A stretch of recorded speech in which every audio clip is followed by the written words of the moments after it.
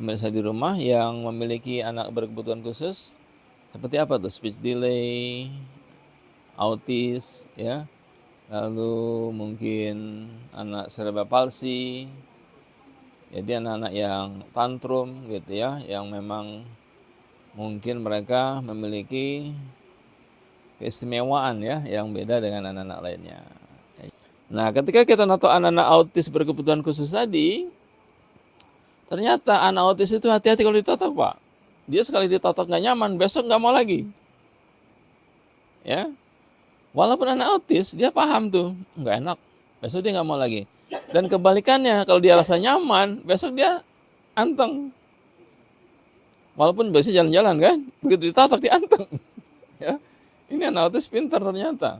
Ya, memang lagi di nunggu dia mondar mandir kan, nggak bisa diam kan. Tapi pasti totok dia tidur, nyaman. Ya, saya nonton anak autis datang sama neneknya. Maaf ya Ustaz, cucu saya nggak bisa diam, anak autis kan. Mondar mandir jalan-jalan terus. Begitu ditotok, dia berbaring, dia tidur. Saya videokan tuh. Ternyata ya, anak autis yang nggak bisa diam dengan totok punggung dia nyaman, akhirnya dia tertidur. Ya, jadi Bapak Ibu yang punya anak berkebutuhan khusus, ya, terutama anak autis, anak speech delay atau delay development, mungkin juga ada yang apa tuh, yang wajahnya sama tuh, Down syndrome ya. Down syndrome juga terkadang kalau Down syndrome dia kadang-kadang normal secara pemikiran ya. Cuma wajahnya saja tidak mungkin seperti yang lainnya ya. Wajahnya 1000 wajah gitu ya. Sama semua gitu ya. Jadi semuanya anak-anak berkebutuhan khusus insya Allah bisa diatasi dengan totok punggung. Yang terakhir pasien saya kemarin tuh usia 2 tahun. Sebelumnya normal. Kenapa jadi anak berkebutuhan khusus? Karena obat kejang. Jadi selama kurang lebih berapa bulan itu Pak, kasih obat anti kejang, sampai neneknya heran, kok kasih obat tenang, obat kejang jadi tenang. Tenangnya tenang beneran. Ngomong jadi nggak bisa, awalnya bisa ngomong, ya. Gerak jadi nggak bisa, tangan jadi kaku, ya. Kata dokter kita buat tenang dulu biar nggak kejang. Jadi ternyata obat dokter membuat dia tenang, nggak kejang. Ya tenang, ya tapi akhirnya sarafnya melemah. Nah ini nanti Bapak Ibu di rumah, kalau bisa ketika menangani anak yang kejang-kejang, yang pertama harus apa? Dihindari obat anti kejangnya.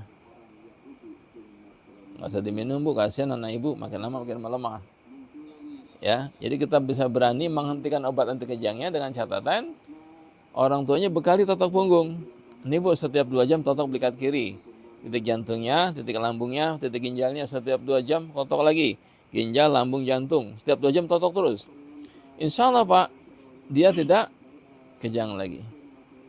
Ya. Jadi ibu bapaknya tidak panik ya. Jadi ibu bapak di rumah ketika anaknya kejang-kejang ya, nanti kita tunjukkan titiknya. Nah, ada di video kita nanti ya. Nanti juga kita praktekkan ya. Ini titiknya nih biar gak kejang. Ginjalnya dulu dikendorkan, lalu lambungnya, baru titik jantungnya, belikat kiri, belikat kanan, baru tengkuknya. Jadi ketika anak kita kejang, kita tidak panik lagi. Ya. Kebanyakan sebagian orang tua, ya semuanya yang mungkin ya. Semua orang tua tidak mungkin tahan, tidak mungkin tega melihat anaknya kejang-kejang.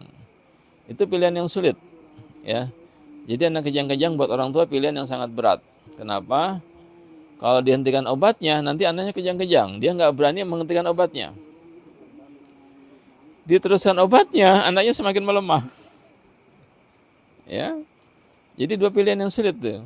Ya, sebenarnya saya bilang nggak sulit sebenarnya. Ya, asal Bapak Ibu yakin nggak sulit pilihannya. Ya memang pilihan pertama, minum obat anti kejang, anaknya tetap kejang tapi sarafnya melemah. Pilihan kedua, tidak minum obat anti kejang, ya. Mungkin anaknya tetap kejang-kejang tapi sarafnya tidak melemah. Ya. Pilihan ketiga, tidak minum obat anti kejang, anak tidak kejang-kejang, makin cerdas. Itu pilihan yang paling baik ya, dengan apa? Dengan totok punggung. Jadi kejang-kejangnya berhenti, ya. Tidak minum obat anti kejang, anaknya makin cerdas. Jadi di rumah yang anaknya kejang-kejang epilepsi tidak usah panik. Ya kita sudah membuktikan beberapa kasus itu pasien kita Yang pertama usia 2 tahun mulai kejang sampai minum obat usia 6 tahun. Dicek IQ-nya, ternyata IQ-nya 80 Pak, Bu. Bayangkan seorang anak IQ 80 cerdas atau bodoh? IQ 80. Dongo, dongo, dungu. Iya. Kata Rocky Gerung dungu ya. IQ 80 dungu, di bawah rata-rata Pak. Ya. Lalu kita hentikan obatnya, ditotok rutin, ya, tidak kejang-kejang lagi, dicek IQ-nya 120. Jadi ternyata terbukti, ya, totok punggung bisa apa tadi? Mencerdaskan, meningkatkan IQ anak kita. Ya, jadi anak ibu bapak yang di rumah yang kejang-kejang IQ-nya menurun, ya, karena obat tadi mungkin obat kimia tadi, ya, kemungkinan besar karena itu jadi lemah semua, ya.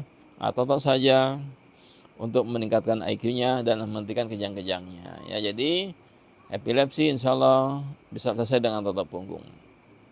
Karena itu pilihan yang sulit.